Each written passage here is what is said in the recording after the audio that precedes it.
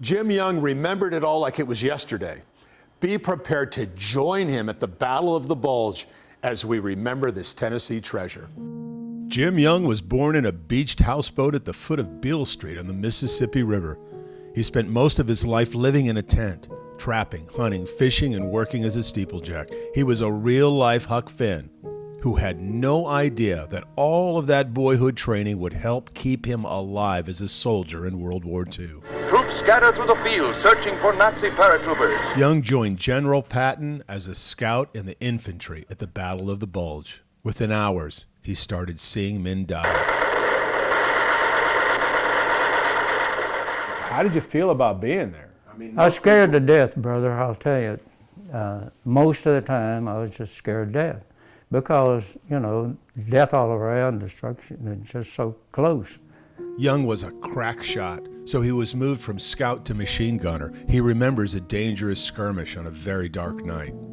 One incident that really touched me, that even to this day, is I could hear a soldier crying out for somebody to kill him. Somebody shoot me, somebody shoot me. It touched me so deeply that it's so vivid to me right now. I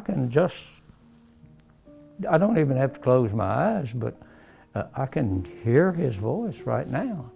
77 years later, he remembers it all vividly. I crawled right through what was left of guys that artillery shell fell right on them. Story after story, death within arm's reach. The last round that sniper fired hit him right here. Now, sir, I'm laying within 4 feet of him. I've got a white face, he had a white face. Why that he chose that white face instead of this one, only God knows. Once Jim's tank was hit by artillery fire, 3 dead. He was thrown in the middle of the road, injured so badly he couldn't get up. Artillery shells going. If you think about the anti-craft guns, how they have the bursts and the shrapnel spreads and the gunpowder black, and it was just hell is what it was. And anyway, but this man took a hold of me and helped me, and he dragged and lifted me to a washout.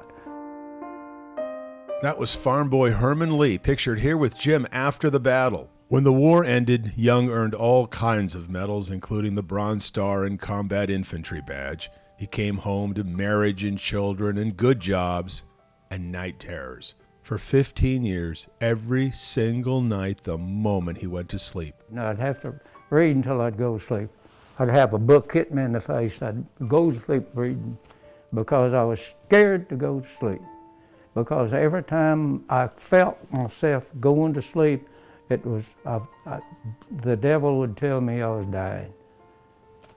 And so it was almost suffering death every time I'd feel sleep coming on. Young finally asked the family preacher for help. The preacher surprised Young when he said, "Pray with me now." At first, Young wouldn't. He had raised his head and he had his eyes open. We're just like this. He said, "Lord, look at me right now." He said, "Lord, I'm a sinner." And I said, "Lord, I'm a sinner."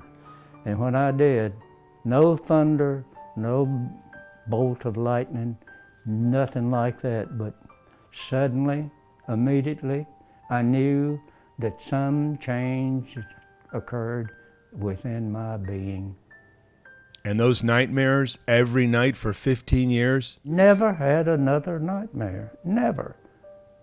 After that day? After that moment. The experience moved Jim into the ministry where he served for more than 40 years. What a life. You know, I've had a wonderful life. It's not always been wonderful, but it's always been filled with wonder. Now that was a life of value. Thank you for your service, Mr. Young. I will never forget you. I'm Dennis Ferrier, Fox 17 News, your Code Red station.